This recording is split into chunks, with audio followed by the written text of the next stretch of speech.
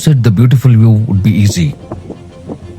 We left Bengaluru at dawn, heading 220 kilometers to the hills of Sakleshpur. As rain danced around us, our homestay was calm, green, with a pool. But the real taste came after.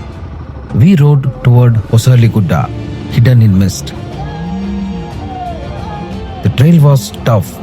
Locals helped us push up, and we thought the worst was behind us. But on a smooth stretch, the mud betrayed us. One of my fellow riders slipped. The bike went down. He was shaken but okay. And even though we never saw the full view, this ride through rain, mud and friendship, this was one we will never forget.